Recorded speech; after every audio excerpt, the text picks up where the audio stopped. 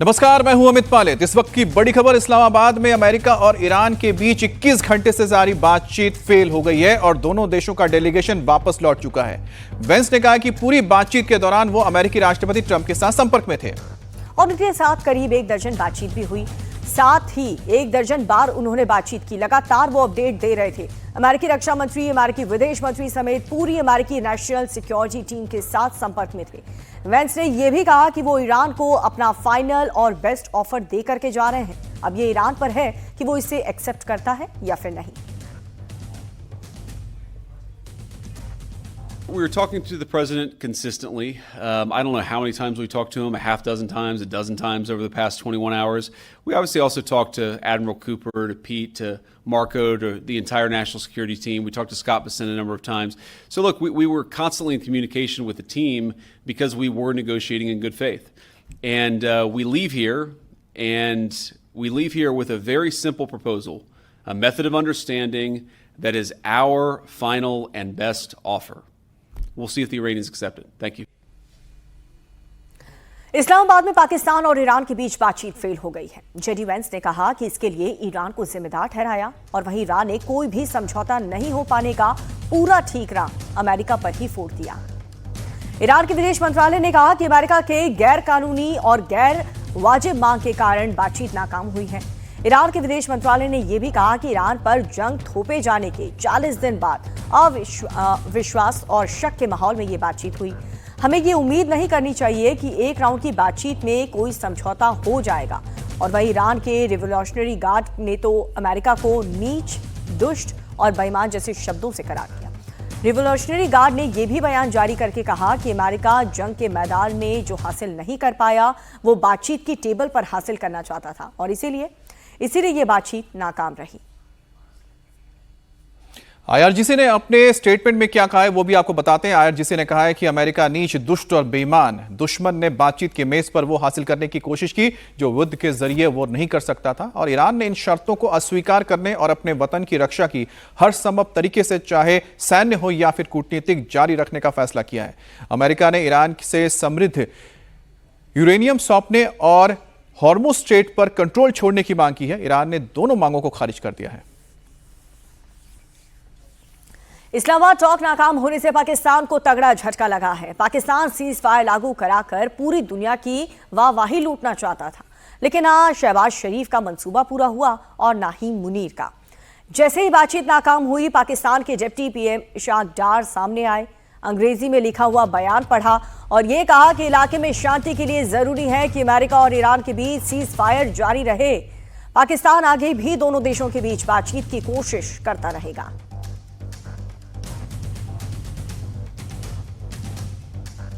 That the two sides continue with the positive spirit to achieve durable peace and prosperity for the entire region and beyond.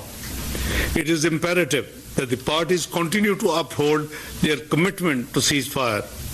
Pakistan has been and will continue to play its role to facilitate engagement and dialogue between the Islamic Republic of Iran and the United States of America in the days to come. I thank you all.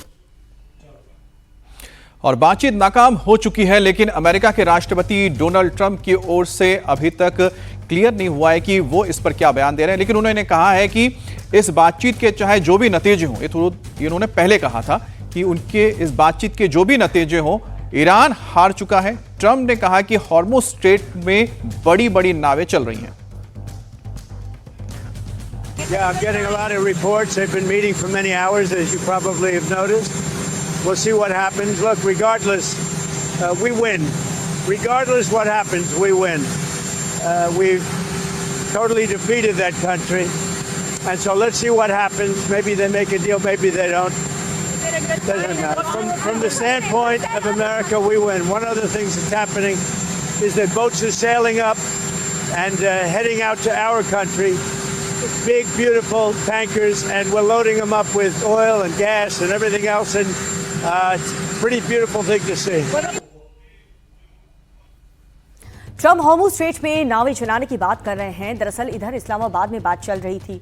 उधर America में Trump ने यह ऐलान कर दिया कि Hormuz strait में 2 अमेरिकी डिस्ट्रॉयर पहुंच चुके हैं। और वहां पर ईरान ने जो भी बारूदी सुरंगें बिछाई है उसे हटाने का काम भी किया जा रहा है। लेकिन ईरान के रिवोल्यूशनरी गार्ड ने तुरंत ही ट्रंप के दावे को खारिज कर दिया। और रिवोल्यूशनरी गार्ड ने कहा है कि उसने हॉर्मुज स्ट्रेट में डिस्ट्रॉयर भेजने की अमेरिका की कोशिश को नाकाम कर दिया है और उन्हें वापस जाने के लिए मजबूर कर दिया गया है। IRGC यानी कि इस्लामिक रिवोल्यूशनरी गार्ड की ओर से कहा जा रहा है कि हॉर्मुज पर ईरान का पूरा कंट्रोल बना हुआ है और जो बात निकलकर सामने आई थी 2 अमेरिकी जहाजों की, इसका दावा जो अमेरिका की ओर से किया गया था ईरान खारिज कर रहा है। इस्लामाबाद में अमेरिका और ईरान की बातचीत फेल हो चुकी है। स्ट्रेट हॉर्मुज में सैकड़ों जहाज सभी भी अटके हुए हैं और इस बीच एक बड़ी खबर आ रही है। पाकिस्तान ने स्ट्रेट ऑफ हॉर्मुज को लेकर के ईरान का बड़ा ऑफर दिया था। रिपोर्ट्स ये बताते हैं कि पाकिस्तान ने स्ट्रेट ऑफ हॉर्मुज को लेकर जॉइंट कंट्रोल का प्रपोजल दिया था। पाकिस्तान ने कहा था कि ईरान अमेरिका के साथ मिलकर हॉर्मुज को कंट्रोल करे, लेकिन ईरान ने पाकिस्तान के इस जॉइंट कंट्रोल के ऑफर को ठुकरा दिया।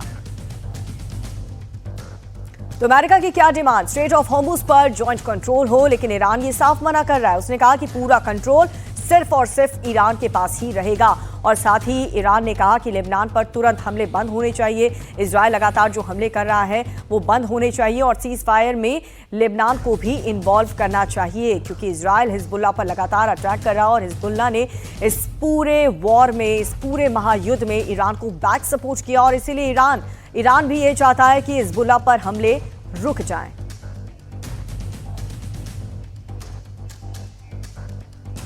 तो ये तस्वीरें आपको हम दिखा रहे हैं जिसमें आप देख सकते हैं स्ट्रेट ऑफ हॉर्मुज और साथ ही साथ वो मैप है जिस मैप को लेकर इस वक्त आप समझ सकते हैं कि स्ट्रेट ऑफ हॉर्मुज क्यों उतना महत्वपूर्ण हो जाता है। यहां पर अमेरिका कह रहा है कि कोई टोल नहीं लगा सकता है।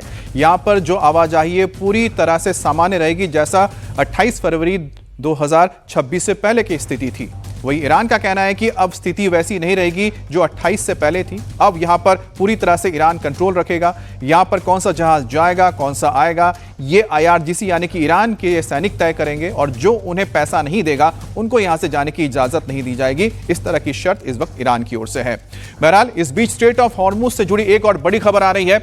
ईरान की ओर से इस्लामिक रिवोल्यूशनरी गार्ड ने अमेरिका को नई धमकी दी है।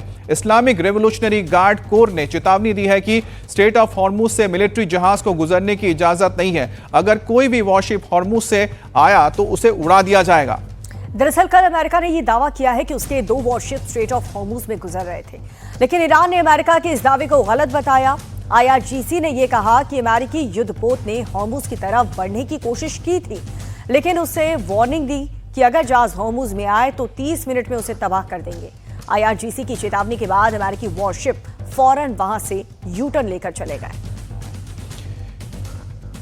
तो सेंट्रल कमांड की ओर से यहां पर एक जानकारी दी गई है। उनका कहना है कि उनके जो 2 जहाज हैं इस वक्त हॉर्मुज स्ट्रेट पहुंचे। उनका काम है वहां पर मौजूद माइंस को डिटेक्ट करना ताकि आने वाले वक्त में उन माइंस को हटाया जा सके, क्योंकि ईरान की ओर से कहा गया है कि उनकी ओर से जो माइंस बिछाए गए थे स्ट्रेट ऑफ हॉर्मुज में, समंदर में, उसका लोकेशन वो भूल चुके हैं, कहां पर ये माइंस लगाए गए थे। और यही वजह है कि आने वाले वक्त को देखते हुए जिस तरह के हालात बन रहे हैं, अमेरिकी जहाज हो या फिर दुनिया भर के तेलवाहक जहाज हो, उनको यहां से गुजरना होगा। ऐसे में हॉर्मुज स्ट्रेट को पूरी तरह से खोलने के लिए जरूरी है कि इन माइंस का पता लगाया जा सके, जिसका काम इस वक्त अमेरिका ने शुरू कर दिया। हालांकि ईरान दावा कर रहा है कि उसने किसी भी इस तरह के जहाज को, यानी कि अमेरिकी जहाज को आने की इजाजत नहीं दी है हॉर्मुज की तरफ। और इन सब के बीच एक और बड़ी खबर, स्ट्रेट ऑफ हॉर्मुज को लेकर के ट्रंप ने एक बहुत बड़ा दावा किया है। अब हम स्ट्रेट ऑफ हॉर्मुज को खोलेंगे, ट्रंप ने ये कहा। स्ट्रेट ऑफ हॉर्मुज पर पूरी तरह से कंट्रोल इस वक्त फिलहाल ईरान का है, लेकिन ट्रंप ये कह रहे हैं कि अब हम उसे खोलेंगे। आगे क्या स्ट्रैटेजी ट्रंप अपनाते हैं ये देखना होगा। स्ट्रेट ऑफ हॉर्मुज को लेकर के ट्रंप ने ये बहुत बड़ा बयान दिया। दूसरी तरफ प्रेसिडेंट ट्रंप ये कह रहे हैं कि अमेरिका ने डिस्ट्रॉयर जहाज भेज दिए हैं स्ट्रेट ऑफ हॉर्मुज में, लेकिन ईरान हर उस दावे को नकार रहा है जो अमेरिका की तरफ से किए जा रहे हैं। We win regardless. We've defeated them militarily. They've dropped a couple of water mines. You call them water mines in the boat. We've defeated all of their water boats too. Their navy has gone 158 ships. They have 28 water droppers, mine droppers they call them. All of them are sunk. They probably have a couple of mines in the water. We have mine sweepers out there. We're sweeping the strait. Whether we make a deal or not makes no difference to me.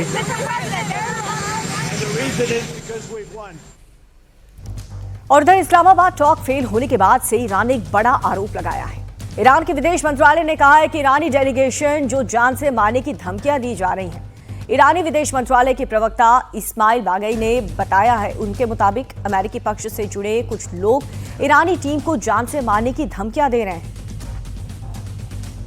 अमेरिकी media से जुड़े लोग खुलेआम ईरानी delegation पर हमले का सुझाव दे रहे हैं। वॉशिंगटन पोस्ट जैसी मीडिया संस्थाएं भी इस तरह के आर्टिकल को पब्लिश कर रही हैं।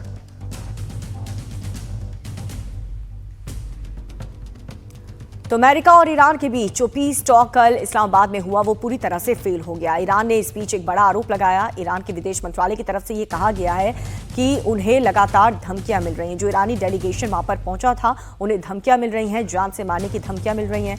अमेरिकी पक्ष से जुड़े कुछ लोग ईरानी टीम को लगातार ये धमकियां दे रहे हैं।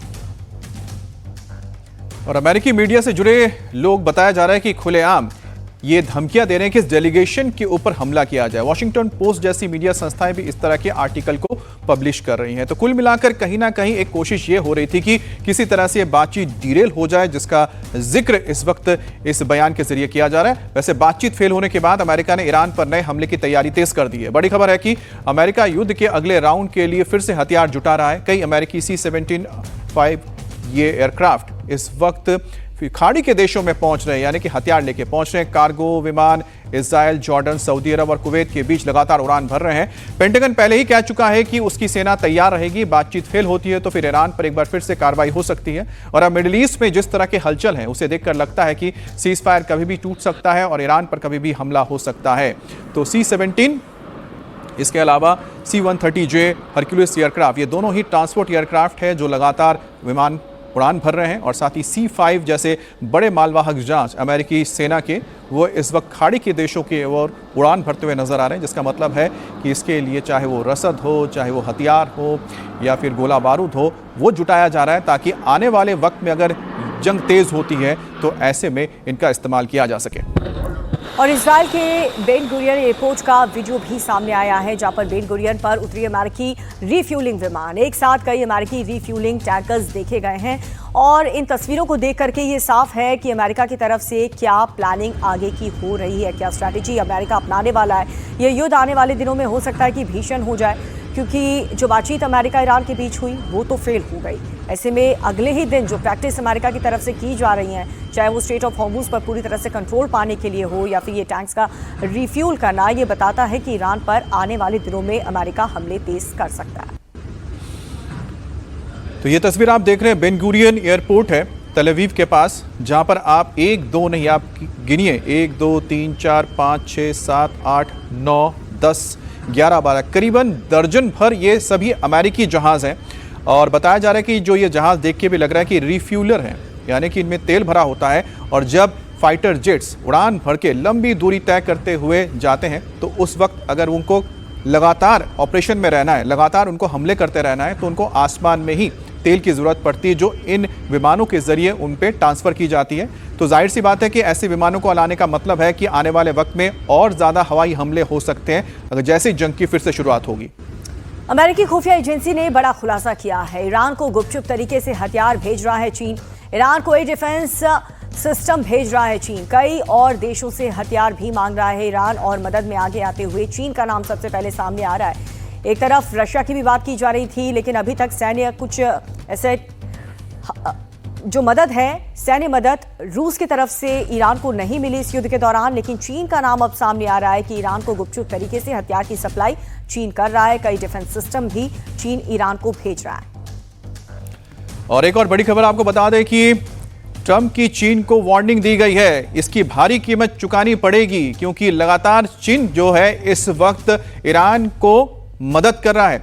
और ये कोई छुपी हुई बात नहीं है, जगजाहिर बात है। और डोनाल्ड ट्रंप ने पहली बार ये धमकी दी है, चेतावनी दी है, किसको? चीन को दी है, क्योंकि अब तक की जो लड़ाई हुई है इसमें पूरा का पूरा जो सपोर्ट मिला है, सैन्य सपोर्ट मिला है, खुफिया जानकारी का सपोर्ट मिली है, सब कुछ चीन से मिला है।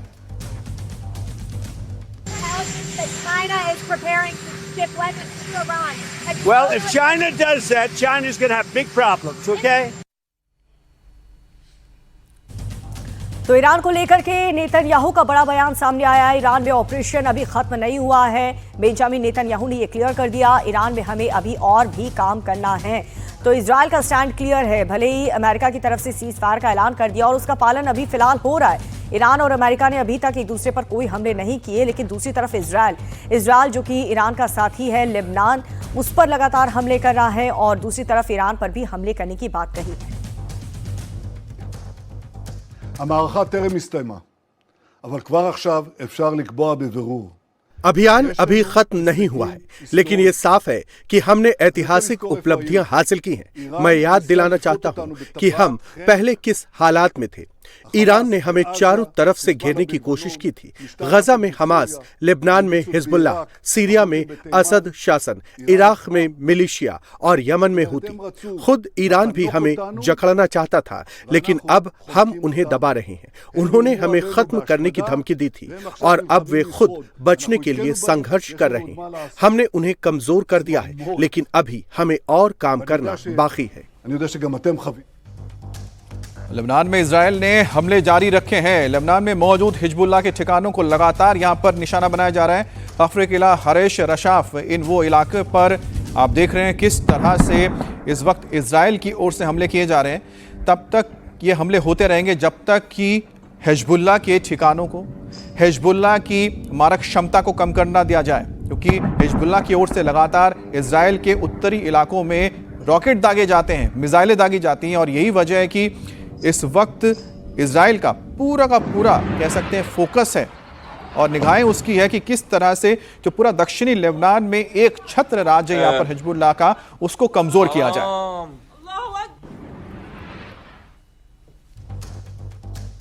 और इन सबके बीच इजराइल डिफेंस फोर्स यानी कि आईडीएफ ने बहुत बड़ा दावा किया है। 24 घंटे में हिजबुल्लाह के 200 ठिकानों पर हमले किए हैं।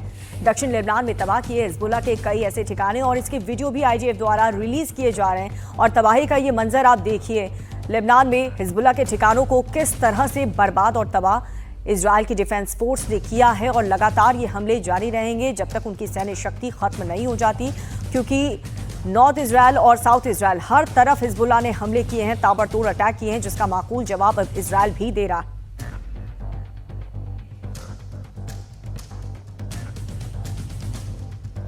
और दक्षिणी लेबनान के जाफ्ता में इजराइल की एयर स्ट्राइक और बमबारी के बाद वहां से धुएं का गुबार उठता हुआ दिखा है। तो लगातार जो हमले हो रहे हैं, इसकी तस्वीर आप देख रहे हैं कि किस तरह से यहाँ पर एक बड़ी इमारत को जमींदोज कर दिया गया और ये काफी ऊंचाई तक ये धमाका होता है। उसके बाद पूरा मलबा बिखर जाता है और ये धुएं का गुबार, धूल मिट्टी का ये गुबार आसमान में छा जाता है।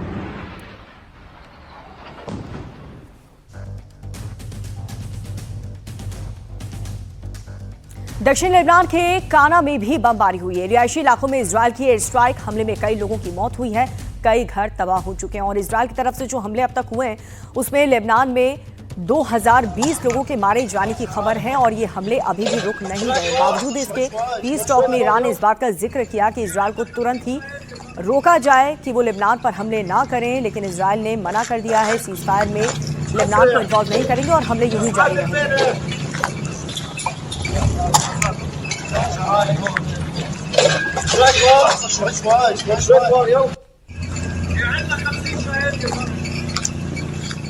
और इजराइल ने बिजली केंद्रों को निशाना बनाया है। बिजली केंद्रों को निशाना बनाया गया है। इजराइल की ओर से हिजबुल्लाह के उन इलाकों में बिजली घरों को निशाना बनाया जा रहा है जहां पर उनकी सबसे बड़ी तादाद है, ताकि उस पूरे इलाके में जो बुनियादी सुविधाएं उनको नष्ट कर दिया जाए और हिजबुल्लाह को इन इलाकों से खदेड़ा जा सके, ताकि उनकी जो यहाँ पर गतिविधि है कम से कम की जाए।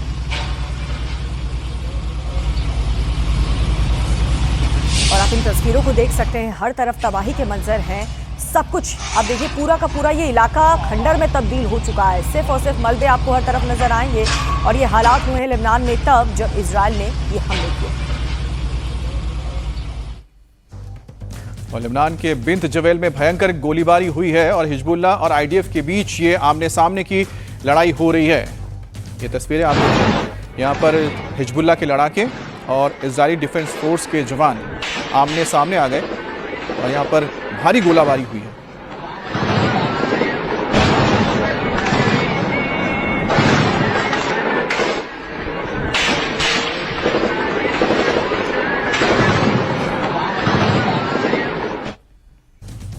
और इजराइल पर हिजबुल्लाह का भी पलटवार। इजराइल पर हिजबुल्लाह का रॉकेट अटैक। इजराइल के कई शहरों पर रॉकेट से हमले हिजबुल्लाह कर रहा है। हिजबुल्लाह ने रॉकेट अटैक का वीडियो भी जारी किया है। तो देखिए, अब हिजबुल्लाह भी लगातार इजराइल के अलग अलग शहरों में फिर से हमले शुरू कर चुका है। कई रॉकेट दागे गए हैं। एक तरफ ईरान अमेरिका के बीच सीज फायर का ऐलान है, लेकिन दूसरी तरफ यहां पर अशांति नजर आ रही है इजराइल और लेबनान के बीच। बैक टू बैक कई रॉकेट्स हिजबुल्लाह ने रिलीज किए हैं इजराइल की तरफ।